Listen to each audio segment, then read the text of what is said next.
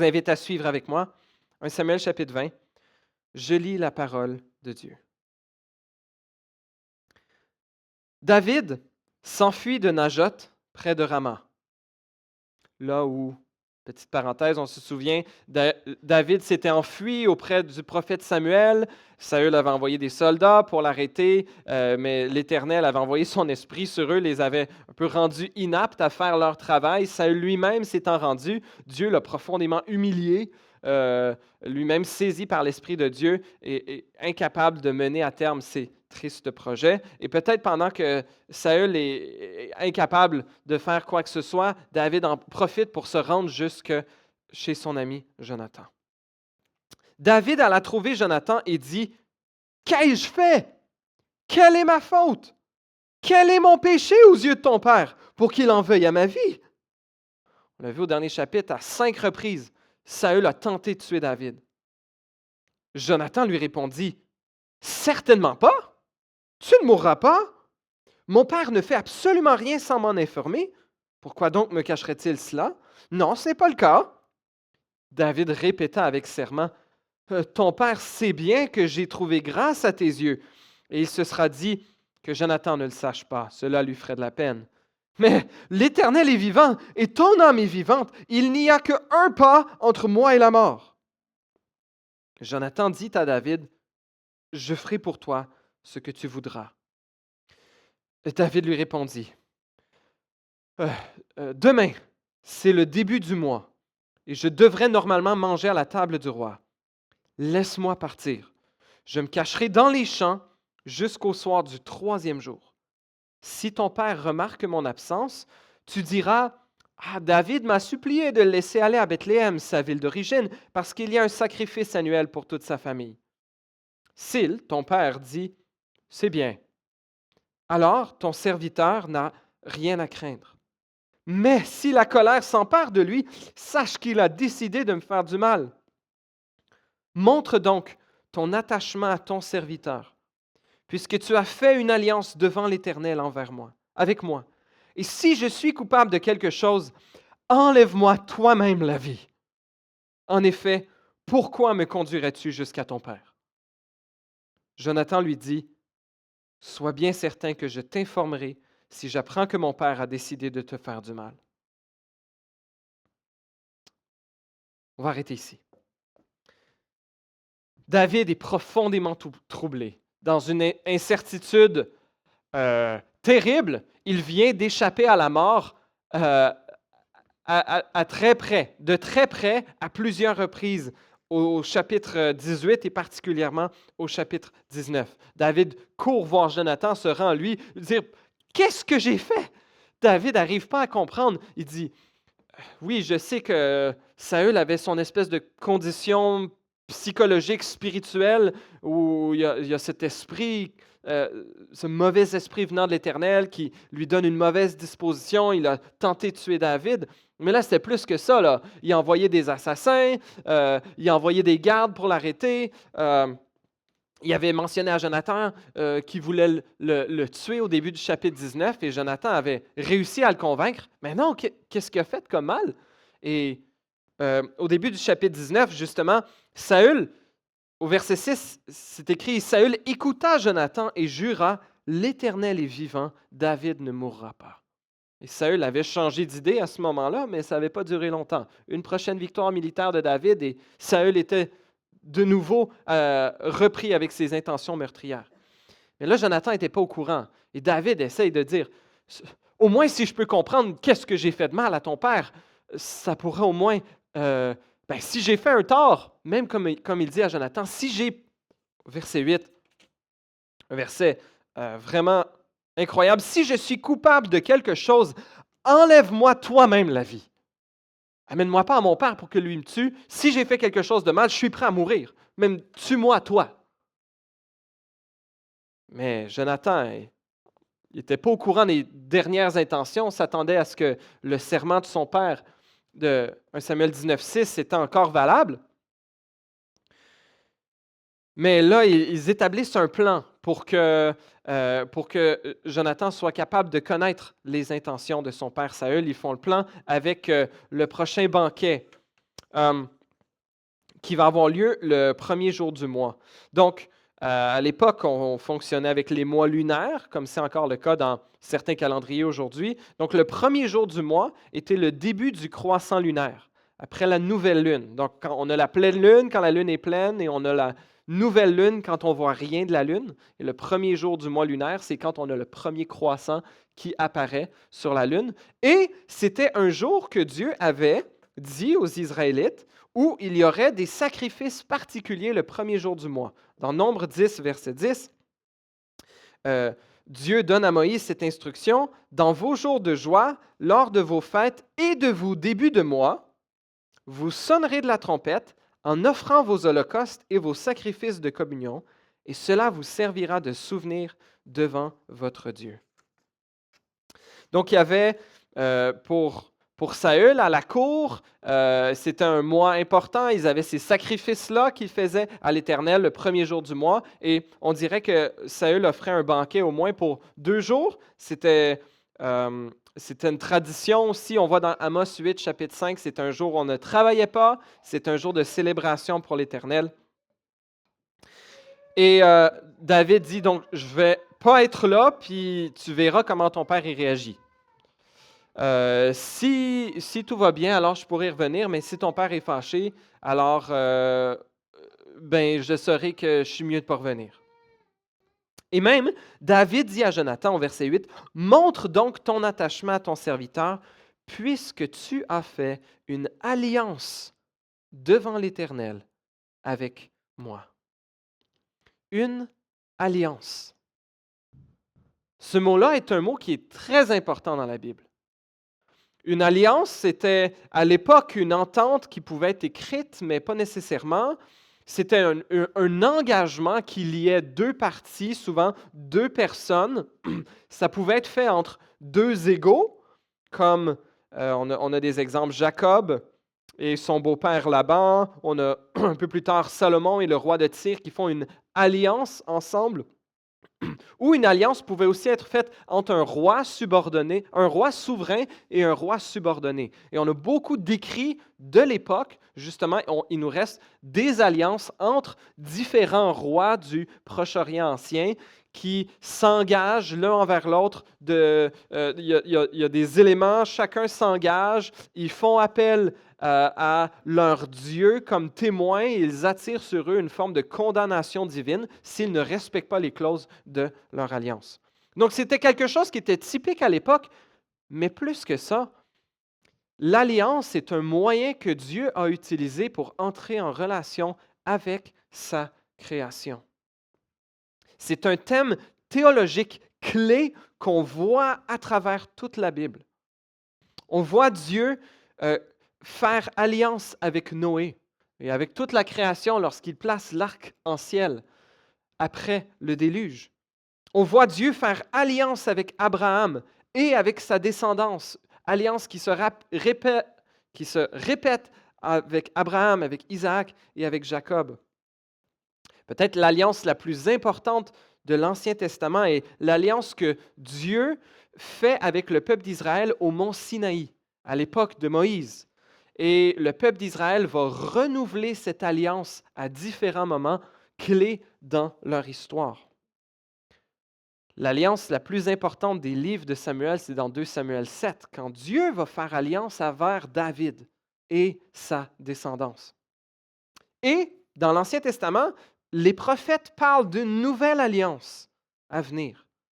Une alliance qui ultimement sera instaurée par Jésus, par sa mort et sa résurrection. Alliance dont nous nous rappelons au moins une fois par mois à l'Église lorsqu'on célèbre la table du Seigneur, ce qu'on va faire la semaine prochaine. Mais, donc une alliance, ça pouvait être une entente, un contrat où on devenait un peu famille l'un envers l'autre. On avait des obligations qui ressemblaient à des obligations familiales l'un envers l'autre. Et c'est ce que Jonathan et David ont conclu ensemble comme alliance. On l'a vu la semaine passée dans 1 Samuel 18, versets 3 et 4. Il est dit ceci: « Jonathan fit alliance avec David parce qu'il l'aimait comme lui-même. Il retira le manteau qu'il portait pour le donner à David. Il lui donna ses vêtements, y compris son épée, son arc et sa ceinture. On se souvient de ce texte, qui est un geste marquant, presque, on dirait, une abdication de Jonathan envers David. On voit l'amitié et l'alliance qui est un secours pour David dans l'incertitude. Mais continuons dans la deuxième partie, comment ce sera aussi un vecteur pour une fidélité peu commune. Lisons à partir du verset 10. David demanda à Jonathan, « Qui m'informera dans le cas où ton père te répondrait avec dureté? » Jonathan lui dit, « Viens, sortons dans les champs. » Et ils sortirent tous deux dans les champs. Jonathan dit à David, « J'en prends à témoin l'Éternel, le Dieu d'Israël. Je chercherai à connaître les intentions de mon père demain ou après-demain. Dans le cas où il serait bien disposé vis-à-vis de toi, si je n'envoie pas quelqu'un vers toi pour t'en informer, que l'Éternel me traite avec la plus grande sévérité. Dans le cas où mon père trouverait bon de te faire du mal, je t'informerai aussi et je te laisserai partir, afin que tu t'en ailles en paix. Que l'Éternel soit avec toi, comme il l'a été avec mon père. Si je reste en vie, veuille agir envers moi avec la bonté de l'Éternel. Et si je meurs, ne retire jamais ta bonté envers ma famille, pas même lorsque l'Éternel supprimera chacun de tes ennemis de la surface de la terre. En effet, Jonathan a fait alliance avec la famille de David. Que l'Éternel se venge des ennemis de David. Jonathan fit encore prêter serment à David au nom de son amour pour lui, car il l'aimait comme lui-même. Jonathan lui dit, « Demain, c'est le début du mois. On remarquera ton absence, car ta place sera vide. Tu descendras le 3e jour jusqu'à l'endroit où tu t'étais caché le jour où l'affaire a commencé, et tu resteras près de la pierre de Ézel. Je tirerai 3 flèches du côté de la pierre, comme si je visais une cible. J'enverrai un jeune serviteur en lui disant, va retrouver les flèches. Si je lui dis, les flèches sont moins loin que toi, prends-les. Alors, viens, car il y a paix pour toi et tu n'as rien à craindre. L'Éternel est vivant. Mais si je dis au jeune homme, les flèches sont plus loin que toi, alors va-t'en, car l'Éternel te fait partir. L'Éternel est pour toujours témoin de la parole que nous nous sommes donnés l'un à l'autre.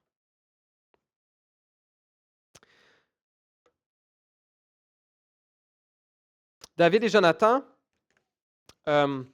trouvent un signal pour que Jonathan soit capable de communiquer à David le résultat de son enquête auprès de son père.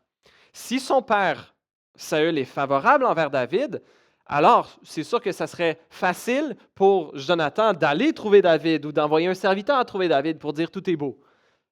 Mais si Saül a toujours l'intention de tuer David, alors pour Jonathan de dire « Ah, ok papa, tu veux tuer David, d'accord, je vais aller lui dire de s'enfuir. » Ou même s'il ne dit pas à son père « Je vais aller lui dire de s'enfuir », son père se doute, comme David le mentionnait, qu'ils sont déjà de connivence, qu'ils ont une amitié l'un pour l'autre. Peut-être qu'ils ne savaient peut-être pas à quel point leur amitié avait été même scellée par une alliance.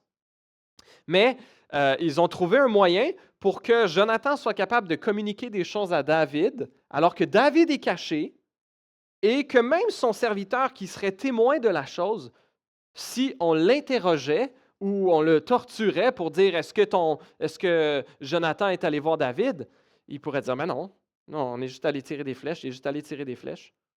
Puis qu'il y avait ce signal, il y avait ce code-là avec lequel Jonathan allait être capable de transmettre à David l'information importante. Soit tu peux revenir en paix, ou bien, comme il dit, l'Éternel te fait partir.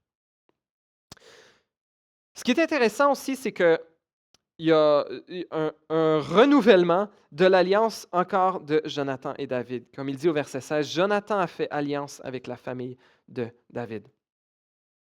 Les deux hommes étaient importants en Israël. Et donc, on pourrait dire, pourquoi est-ce que c'est la famille de Jonathan et la famille de David? Pourquoi ça ne peut pas juste être un l'autre?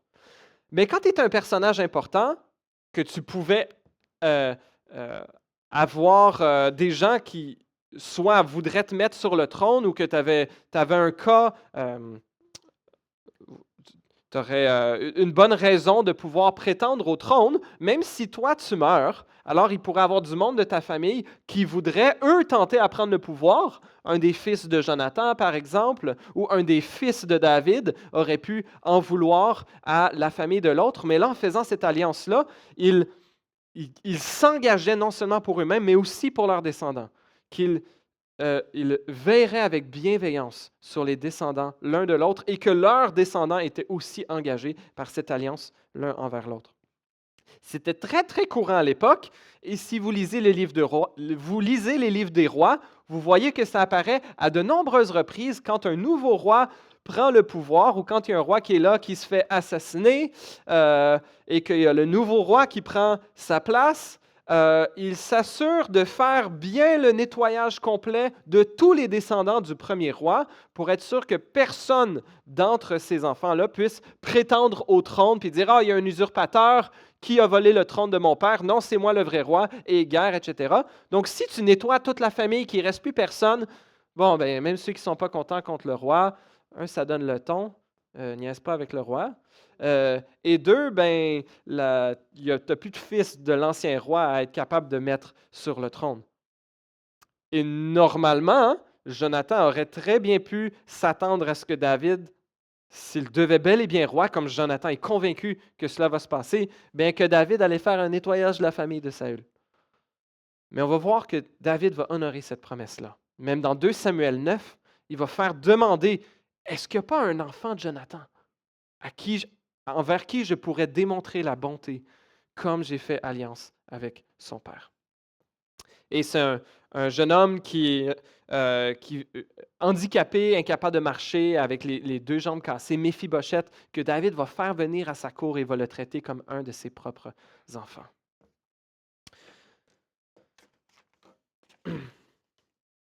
On voit la profonde amitié qui lie David et Jonathan ici. Que Jonathan est vraiment prêt, comme on le voyait la semaine passée, que David soit roi à sa place, même si lui, humainement, avait toutes les raisons de pouvoir prétendre au trône avec son père comme roi. Quelle humilité que de vouloir le bien de son ami, que de réaliser comment Dieu a doué particulièrement son ami pour être un chef pour Israël, que lui est prêt à s'effacer. Lui-même, il s'attend possiblement à mourir. Il dit au verset 14, « Si je reste en vie, veuille agir envers moi avec la bonté de l'Éternel, et si je meurs, ne retire jamais ta bonté envers ma famille. » Il s'attend possiblement à mourir, et c'est ce qui va se passer dans 1 Samuel 31. Il va mourir le même jour que son père, dans une bataille contre les Philistins. Et l'amour de David et de Jonathan, justement, est exprimé de façon très touchante lorsque, dans 2 Samuel 1, David apprend que Jonathan est mort, que Saül est mort, qu'ils sont morts au combat. Pour lui, ça veut dire qu'il va pouvoir devenir roi d'Israël. Mais ce jour-là, il pleure. Et il compose une complainte, une lamentation, un chant dans lequel il dit, 2 Samuel 1, verset 26, « Je suis dans la douleur à cause de toi, Jonathan, mon frère. Tu faisais tout mon plaisir. Ton amour pour moi était merveilleux, supérieur à l'amour des femmes. Comment des héros ont-ils pu tomber?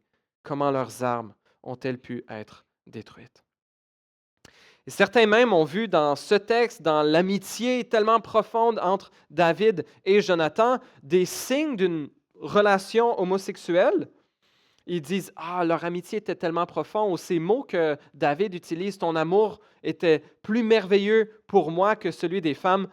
Je pense que c'est une lecture qui est très moderne, très concernée comme notre culture l'est en général, hyper sexualisée par la sexualité, de lire dans un texte de l'époque d'une amitié entre deux hommes, d'y voir, il y a forcément quelque chose de sexuel dans cette relation. Non, c'est certainement pas nécessaire. Euh, et le texte est vraiment pas, il va vraiment pas dans cette direction-là. Le texte est en train de nous montrer que David ne voulait pas de mal à la famille de Saül.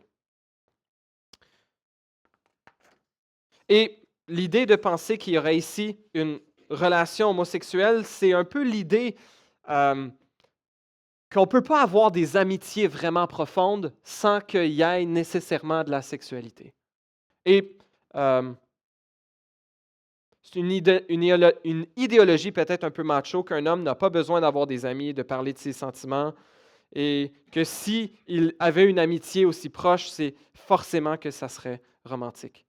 Et quand David dit que son amitié pour Jonathan, son amour pour lui était meilleur que celui des femmes, ben on sait que David avait une relation un peu compliquée avec les femmes. Il n'a pas eu qu'une femme, il en a eu plusieurs, il a eu des dizaines de concubines par après. Alors, je ne prendrai pas nécessairement David comme modèle au niveau de ma vie de couple.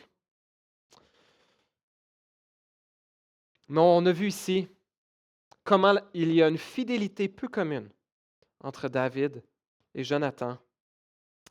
Une fidélité dont nous pouvons nous inspirer dans nos relations d'amitié. Continuons. Un engagement coûteux, versets 24 à 34. David se cacha dans les champs. C'était le début du mois et le roi prit place à table pour manger. Le roi s'assit à sa place habituelle contre la paroi, Jonathan en face et Abner, qui était le cousin de Saül, je crois, et aussi le chef de son armée, étaient à côté de Saül, mais la place de David resta vide. Saül ne dit rien ce jour-là car il pensait « c'est un accident, il n'est pas pur, certainement, il n'est pas pur. » Petite parenthèse, ce repas-là était fort probablement, de toute évidence, là, comme il est question de pureté, un repas aussi d'offrande à Dieu où il y avait des animaux qui avaient été offerts en sacrifice, probablement des sacrifices de communion, dont les gens partageaient. Donc, il y avait différents types de sacrifices. Il y a les holocaustes qui étaient pleinement brûlés et il y avait aussi différents sacrifices où on en mangeait une partie. Et ça, c'était les sacrifices de communion et c'était un de ces sacrifices-là qui avait eu lieu le premier jour du mois. Donc, la famille était invitée, la cour du roi invitée à participer à ce repas qui était une forme de culte à Dieu aussi. Mais si on se trouvait en situation d'impureté rituelle, alors on ne pouvait pas manger de la viande qui avait été consacrée à l'Éternel. Le Lévitique particulièrement nous donne de nombreux exemples de façons qu'on pouvait devenir impur rituellement. Je vous le mentionne juste rapidement. Quelqu'un qui avait la lèpre, par exemple, bon, ce n'était pas le cas de David, quelqu'un qui aurait eu un écoulement au niveau des parties intimes, donc un homme ou une femme, une personne qui aurait touché un cadavre, quelqu'un qui aurait eu une relation sexuelle pendant la journée, quelqu'un qui aurait touché un reptile, et quelqu'un qui aurait touché quelqu'un alors qu'il était dans une situation d'impureté. Donc la façon de redevenir pur, c'était se laver soi-même, de laver ses vêtements et attendre jusqu'au soir, et ensuite on redevenait pur. Là, David n'est pas là ce premier soir-là. Saül se dit, bon, il doit être dans un cas, il a peut-être touché un cadavre, il a peut-être touché un animal. Bon, il n'est pas là aujourd'hui, il va être là demain. Verset 27. Le lendemain, deuxième jour du mois, la place de David était encore vide. Saül dit alors à son fils Jonathan, « Pourquoi le fils d'Ésaïe n'est pas venu au repas, ni hier ni aujourd'hui? » Jonathan répondit à Saül, « David m'a demandé la permission d'aller à Bethléem. Il a dit, « Laisse-moi partir, car nous avons dans la ville un sacrifice de famille, et mon frère m'a ordonné d'y assister. Si donc j'ai trouvé grâce à tes yeux, permets-moi de m'échapper pour aller voir mes frères. C'est pour cela qu'il n'est pas venu à la table du roi. » Alors la colère de Saül s'enflamma contre Jonathan et il lui dit, « Fils d'une femme perverse et rebelle, Je sais bien que tu as pris parti pour le fils d'Isaïe, à ta honte et à celle de ta mère. Aussi longtemps que le fils d'Isaïe sera en vie sur la terre, il n'y aura pas de sécurité, ni pour toi, ni pour ta royauté.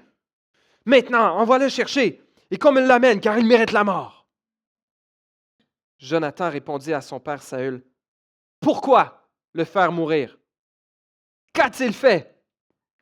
Saül dirigea alors sa lance contre lui pour le frapper. Jonathan comprit que son père était décidé à faire mourir David.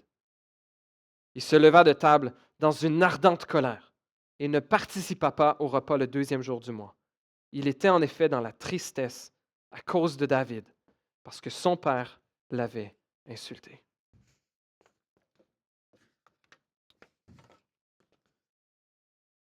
Jonathan met ici sa propre vie en péril à cause de son alliance avec David, à cause de son amitié avec David. Il y a quelque chose même d'étonnant que j'ai trouvé dans la question que Jonathan pose à son père lorsqu'il lui demande au verset 32, « Pourquoi le faire mourir? Qu'a-t-il fait? » Peut-être que ça vous rappelle, moi, ça sonnait un écho. Ça m'a rappelé ce que Pilate, le gouverneur romain, a dit à la foule, aux chefs religieux, à propos de Jésus. « Quel mal a-t-il fait? » Et ils crièrent encore plus fort, « Qu'il soit crucifié. » Un peu comme la réaction de Saül ici, quand Jonathan lui dit, « Quel mal as-tu fait? J'en ai pas besoin de raison, on va le tuer. Et si tu te mets dans mon chemin, tu vas passer en premier. » On voit, hein, Jonathan a une intéressante comparaison avec Pilate. Il y a une jalousie meurtrière. La jalousie meurtrière de Saül et celle des chefs religieux qui veulent faire tuer Jésus. Il y a un innocent injustement condamné. David ici, qui préfigure Jésus, lui aussi qui sera injustement condamné. On a un plaidoyer qui est vain aussi. Jonathan tente de faire fléchir son père sans succès. Ce sera la même chose pour Pilate. Mais il y a quelques différences aussi dans ce parallèle. Jonathan ne cédera pas aux pressions de son père. Contrairement à Pilate, il est prêt à mettre sa vie en danger pour protéger l'innocent. Et Jésus, lui, comme David, est innocent, mais David, lui, pourra fuir. Jésus, lui, n'a pas fui. C'était le plan pour Jésus de mourir. Lui comme innocent, qui allait donner sa vie pour ses amis.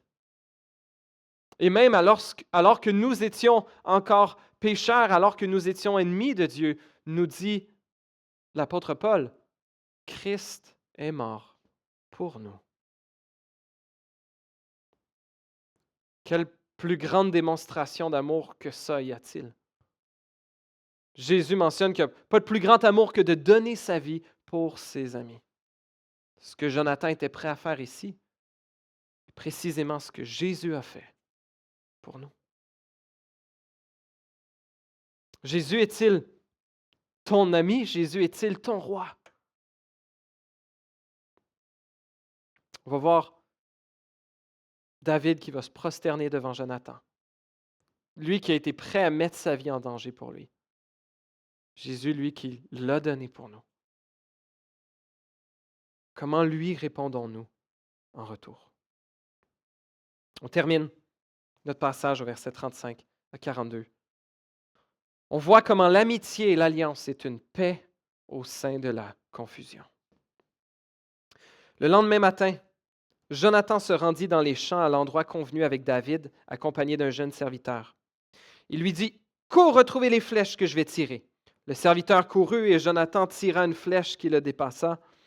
Lorsque le garçon arriva à l'endroit où se trouvait la flèche qu'il avait tirée, Jonathan cria derrière lui, « La flèche n'est pas-elle plus loin que toi? » Le signal convenu, qui veut dire à David, « Va-t'en. » Il lui cria encore, « Vite, dépêche-toi, ne t'arrête pas. » Un message qui n'était pas juste pour son serviteur, mais qui était aussi pour son ami. Le serviteur de Jonathan ramassa les flèches et revint vers son maître. Le garçon ne savait rien. Jonathan et David étaient les seuls à connaître la situation. Jonathan remit ses armes à son serviteur en lui disant, « Va les porter en ville. » Après le départ du garçon, David se leva du côté du sud, puis il jeta le visage contre terre et se prosterna 3 fois. Les 2 amis s'embrassèrent et pleurèrent ensemble, en particulier David. Jonathan dit à David, « Va en paix. Maintenant que nous avons l'un et l'autre prêté serment au nom de l'Éternel en disant, que l'Éternel soit pour toujours témoin entre toi et moi, entre ta descendance et ma descendance. » David se leva et partit, et Jonathan rentra en ville. Au sein de toute cette confusion, que David est lui-même à un pas de la mort, que Jonathan lui-même vient de presque mourir, et qui sait ce que son père fera. Jonathan envoie David en disant, « Va en paix, et que l'Éternel soit pour toujours témoin entre toi et moi, en ta descendance et ma descendance. » Jonathan accepte et solidifie le fait que son royaume sera perdu et celui de David prospérera. Jonathan est ainsi un modèle de foi pour nous, qui nous aussi devons délaisser notre droit ou notre prétention à notre propre royaume terrestre, pour plutôt nous soumettre au royaume du Messie de Dieu, qui lui a été prêt à se rendre jusqu'à la mort dans le but de nous racheter, faire de nous, non pas simplement ses serviteurs, mais faire de nous ses amis. Il y avait des choses que je voulais dire sur l'importance de l'amitié, la beauté de l'amitié. Ça attendra peut-être pour une autre fois. Mais je veux nous encourager, chers amis, à trouver dans l'amitié de Jonathan et David un modèle pour nos propres relations.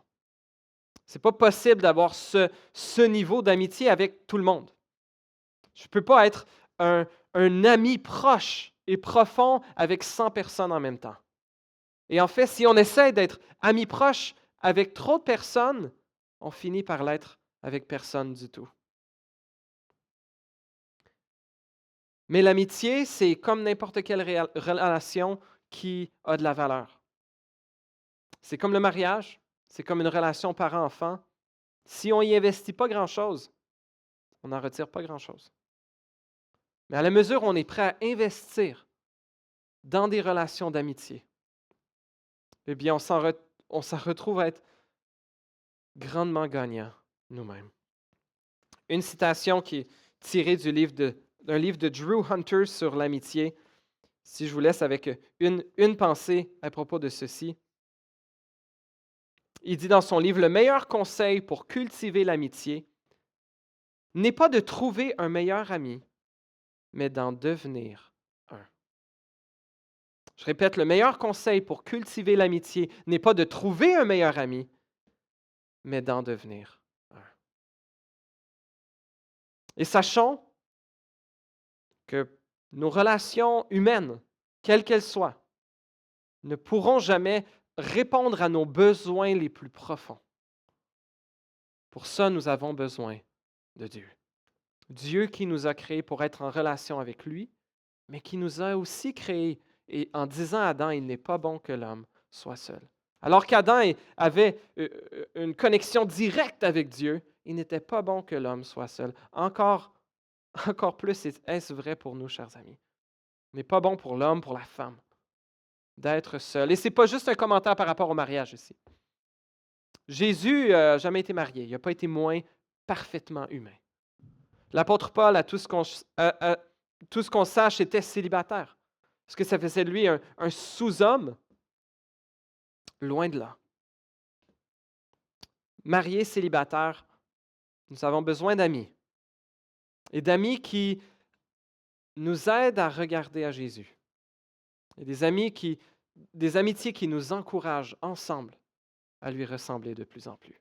Que le Seigneur fasse ça dans nos vies.